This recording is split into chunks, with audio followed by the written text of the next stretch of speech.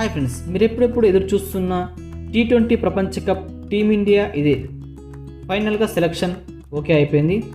అయితే జూన్ 2 నుండి T20 ప్రపంచ కప్ ప్రారంభం కానుంది.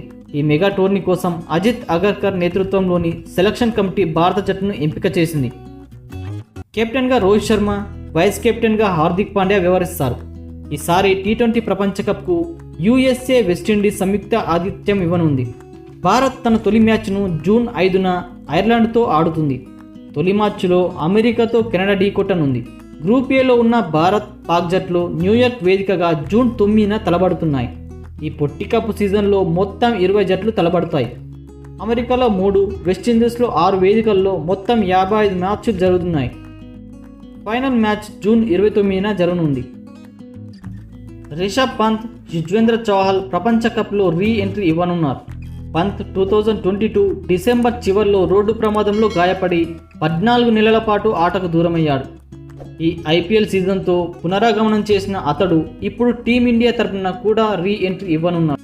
IPLలో పంత్ బ్యాటర్గా, వికెట్ కీపర్గా పంత్ అదరగొడుతున్నాడు. దీంతో అతడిని సెలెక్టర్లు ప్రపంచ కప్కు ఎంపిక చేశారు.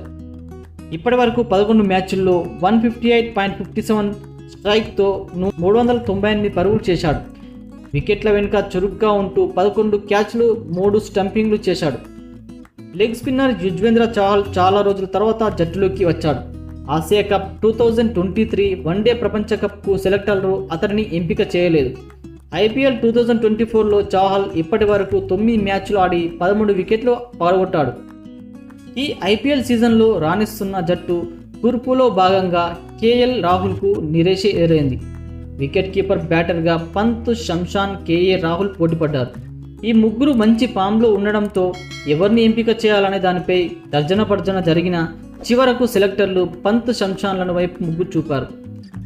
ఇప్పటికే భారత జట్టు తరఫున ఆడిన తిలక్ వర్మ, ముఖేష్ కుమార్లను కూడా నిరాశ ఎదురైంది. ఈ IPL సీజన్లో నిలకడగా 150 కిలోమీటర్ల కంటే ఎక్కువ వేగంతో వేసిన బౌలర్ మయాంక్ యాదవ్ను ఎంపిక చేస్తారని కథనాలు వచ్చాయి. కానీ సెలెక్టర్ల కమిటీ ప్రయోగాలు చేయకుండా కాస్త అనుభవం ఉన్న ఆటగాళ్లను ఎంపిక చేసింది. ఓకే ఫ్రెండ్స్, వీడియో నచ్చితే లైక్ చేసి మీ యొక్క అభిప్రాయాన్ని కామెంట్ బాక్స్లో కామెంట్ చేయడం మర్చిపోకండి. అలానే మన ఛానల్ సబ్స్క్రైబ్ చేసుకొని గంట సింబల్ని యాక్టివేట్ చేసుకోవడం మర్చిపోకండి. Thank you friends.